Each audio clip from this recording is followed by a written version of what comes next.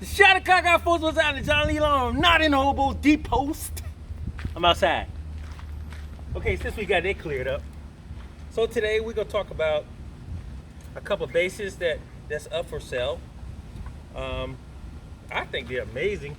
I never had an opportunity to talk about these bases and never had an opportunity to really play them. So it's kind of different. And we're gonna talk about amp, and we're gonna talk about this special cord I got today.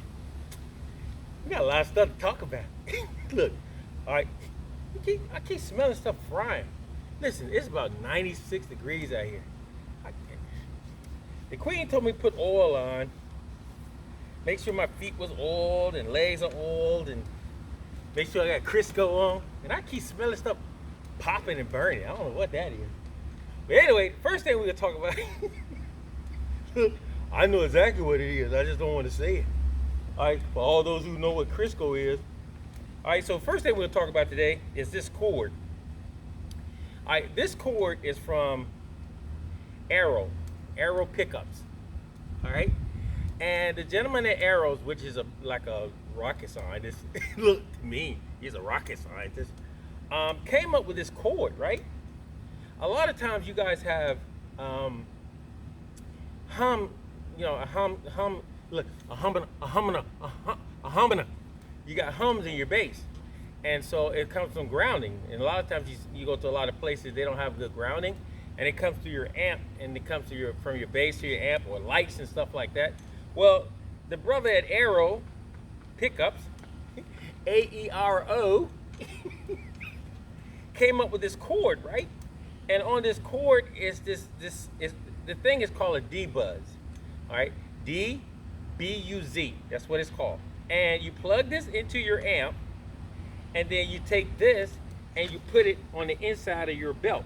I don't have a belt on, so I'm just gonna put it next to my skin. Basically, that's where it goes. And what that does, it cuts out the hum canceling in your coming through your bass or your amp or your cord. It kills it all. All right. People are like, so why I gotta put that on? You don't have to. I mean, you know, it's still a great cord without you putting it up against your skin. But you kind of grounds out. You're that factor of grounding. That's what that little button for. All right. So today we also coming through my Phil Jones bass. It's the I don't even know which one it is. It's a combo. All right, but the main look, the main focus today, look, the main focus today is these two girls right here. The Thunderbird, and I don't even know what this bass is called. Oh, I don't know. Look, you like guys like, well, how you gonna introduce the bass and you don't know what it's called? It is called a Gibson bass. Look, two Gibson basses. I know this is a Thunderbird, and this is, I don't know. I do know, but I can't think of the name right now. But anyway, you know, you get that way sometimes. You know, you get that senior moment. It'll come to me before the video is over. All right, so let's do the Thunderbird first. The thing about the Gibson is, you know, a lot of funksters don't do Gibsons, and that's really a tattletale. That's a tattletale. That's not true, because Louis Johnson did the Gibson Grabber. I had Gibson Grabbers in the old days. Right? This is an Explorer. I just joking with y'all. This is called Explorer. All right. So I had, you know, a Gibson Grabber back in the day. I also had an EB3. I was still funking then. All right. So we're gonna come through the Phil Jones, and we're gonna try the Thunderbird out first. Now, let me explain something else to you. When these basses came in the Hobo Depot, they didn't look like this, and they came in raw, like nothing was in them. So I had to get, you know, put the tuners and the pickups and the bridge and the knobs, and whether you guys trying to figure out or not, these are USA models. They actually have serial numbers on the back, and they also stamp USA. This is a 2012, and I think this is a 2011. So the Explorer is a 2012, and the Thunderbird is a 2011, and they also for sale. Look, because I don't want them sitting around the Hobo Depot. They're great basses. As you can look at it, it has volume, and tone. And it has a plug back here that you put it in. Look, that you put it in, and you can hear stuff. All right, so I had to turn my chair around. So we can take the mute off, and we go tune it up first. These are very exotic basses, man.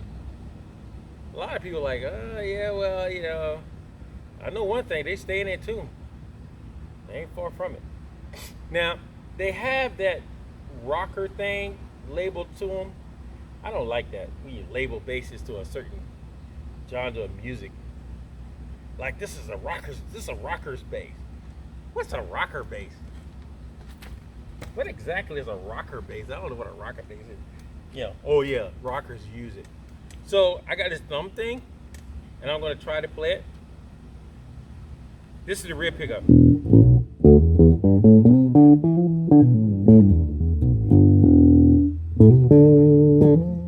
And it's on all bass right now.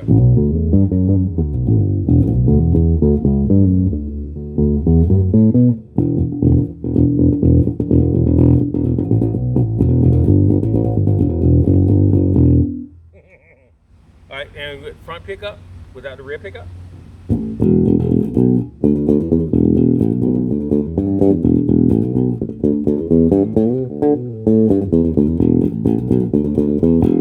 Both pickups together.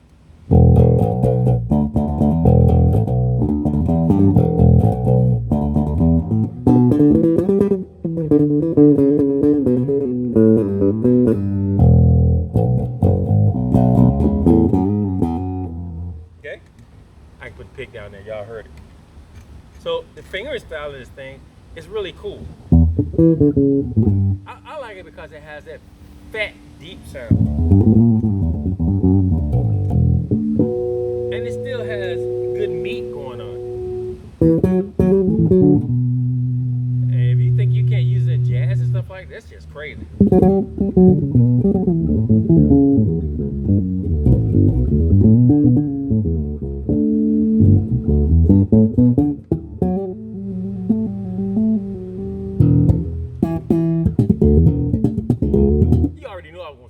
You already knew that. I don't even know why y'all sitting there going like, is he gonna really thump that thing? Yes.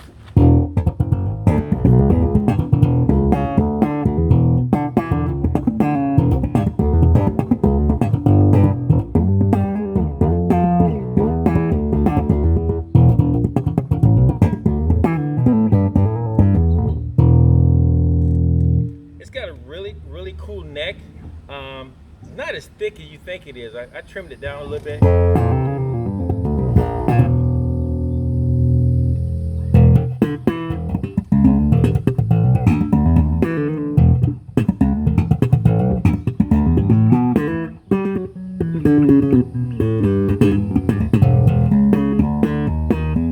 the bridge on these things are really difficult to intonate. And they're really not, but you just gotta sit there and work with them.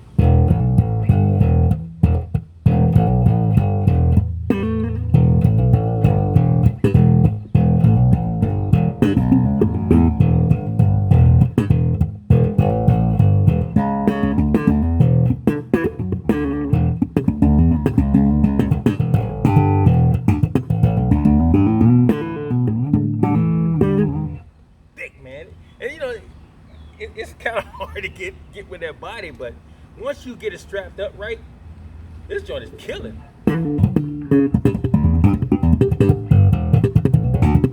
Those humbuckers, woo.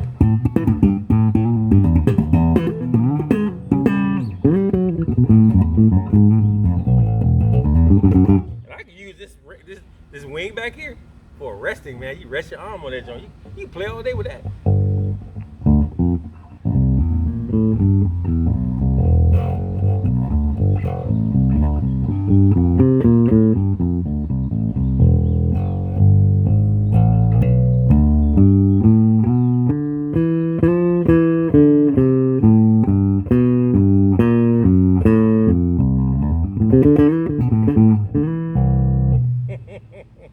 So let's check out the Explorer. Look, the bass, how I couldn't remember what it was. So let's put this on mute. I like this. I like this. Phil Jones joint, man. And of course, y'all did. I didn't hear no noise from the ground noise, anything like that, because I got the thing on my body. And a lot of people are like, well, if it's metal, wouldn't it shock you? I don't know.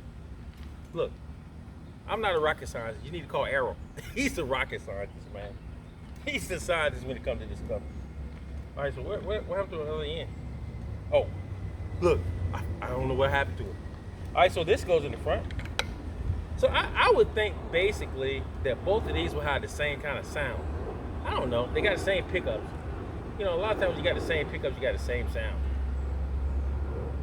Look, I could be wrong. This one is not as meteor as that one. I said meteor. Meteor. Body-wise, it's not as meteor. Now the neck on this one's thick.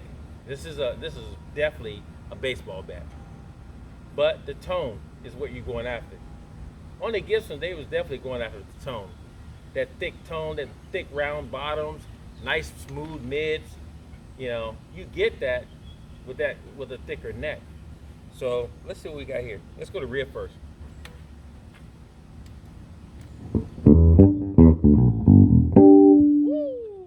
Turn it down. Now I got flats on this one. I already like the way this one sounds already. I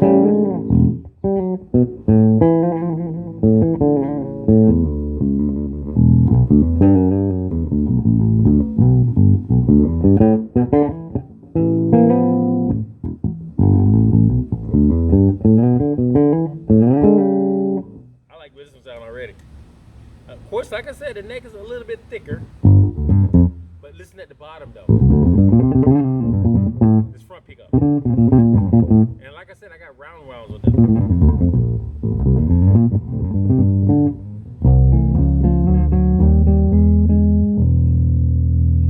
Both pickups.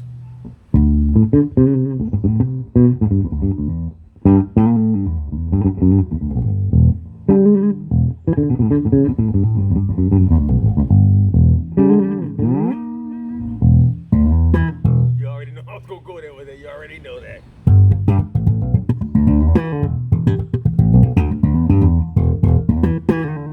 Okay. Now let's go all bass.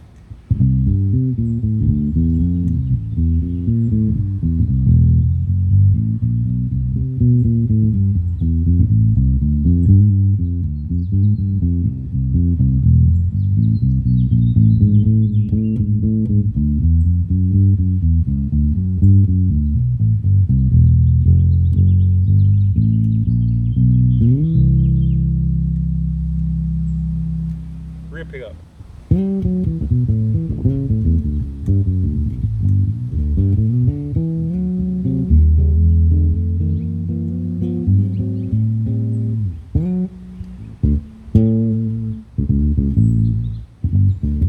Oh man, I mean for blues and jazz and stuff, I even like the way this body looks, man. It's got that unique looking body.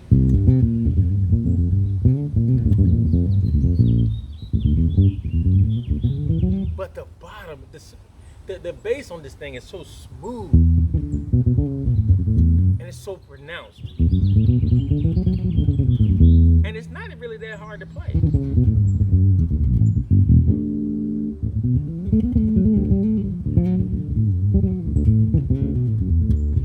I kind of like this joint, but they both for sale.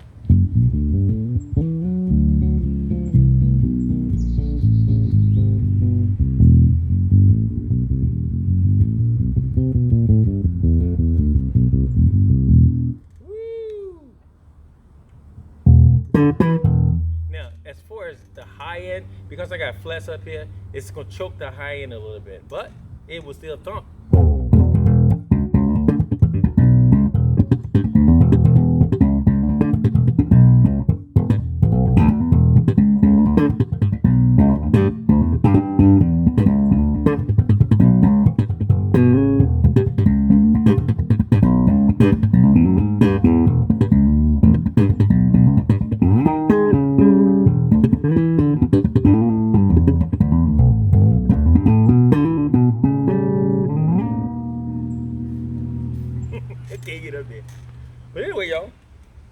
This is the Explorer.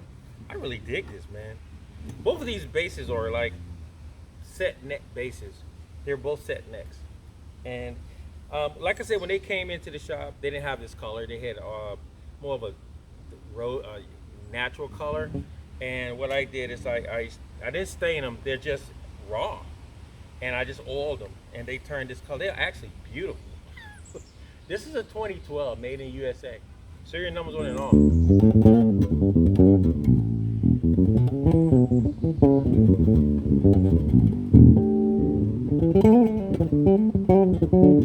Actually, I like playing this one better. And it might be because, look at these quails. Guys, I'm filming here. I got quails all over the yard, man. I would never go hungry.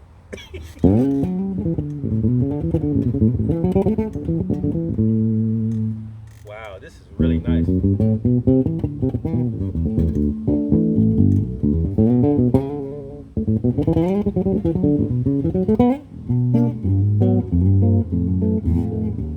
And the flesh make it better.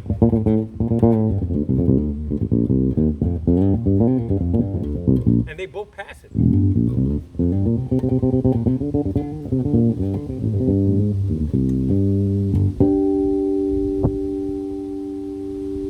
Wow. Man, it's like 200 degrees out here.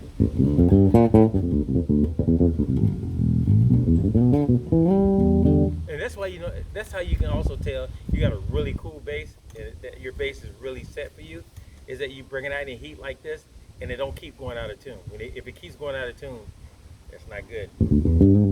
These girls right here built for heat, cold, rain, sleet, and snow. I like this joint.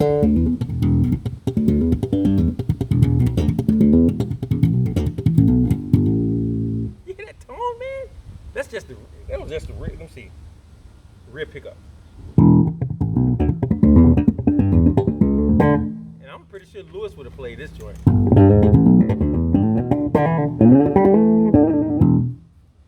Both. That burp, man. And that roundness when you start thumping it.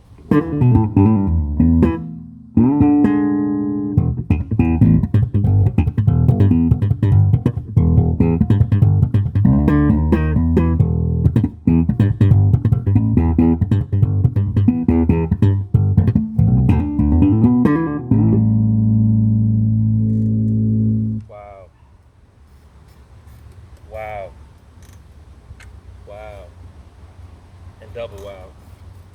This is amazing. And almost on the ground. Take it to the end. And voila. There you go. So guys, thanks for coming by checking out my videos. Let me take my little cord out. There's one thing you gotta remember with this cord. And there's that little button I was telling y'all about. See, it's a little brass button. And it's called a DBuzz. And you can check out Aero pickups. They make these. And their number is 808-969-6774. 808-969-6774. Aero instruments or Aero pickups. I kind of like it. Now for this Phil Jones joint right here, yo, I'm beginning to like her. She came in like maybe 2 weeks ago, and I'm beginning to like her. Now, back to the Gibsons again. Both of the Gibsons are for sale. If you hit me up at boojack7@yahoo.com, that's B as in boy, O, T as in Tom, J as in Jack, A as in Apple, K as in Karen, the number 7@yahoo.com. You can get both of these for one set price. What about that? I think new they run something like, I don't know, 18, 19, but they're not gonna be sold as new, they'll be sold as used. But they're beautiful basses, I like the concept I did on that right there. The compartment, that's really nice. It came out really well. And like I said, we got the Thunderbird here. Stay there. And the Explorer. So once again, guys, thanks for checking out my videos. Thanks for coming by my YouTube channel. Shada Kaka. Definitely keep praying for my family and my home. And definitely Hobo Depot. And Look, I'm sorry, y'all. I'm sorry. Forgive me. That tells you how hot it is out here. Because Hootie don't have a hat on. Look, he ain't got no hat on. And I'm sorry I didn't introduce Hootie at the beginning of the video. He's been out of town. Look, I don't know where he been, but he's been out of town. But he still got his back with his Ken Smith. His Ken Smith, what year is that? 85, 86? 3 knobbers. That boy roll hard. Rolling dirty. That's Hootie. All right, so guys, once again, like I said, you can buy these bases individually, or you can buy them both as a set, and I give you an incredible price. I just need them gone because I don't want them sitting in the Hobo Depot. They're too great of instruments to be in the Hobo Depot sitting around. I said around. So once again, like I said, guys, don't forget about one note. We can't stop talking about one note because the bass players of the world can actually heal this world. Just because y'all think we got opened up for the pandemic doesn't mean everything is still great and wonderful now. It is not that. It is nowhere close to that. We have to keep praying for folks. We have to keep checking on folks. We have to keep calling folks to see if they're okay. That's the same thing as checking, I guess. And then, some of us can write letters or send emails and stuff like that, or text. Either or, thank you guys for coming out at Hobo Depot. Please subscribe, please like, please share, please listen. Yeah, you can pray for your enemies. That's just as good. Because they need prayer too, although they mean. They still need prayer. Shut the cock out, folks. Johnny on Hobo Depot. Peace.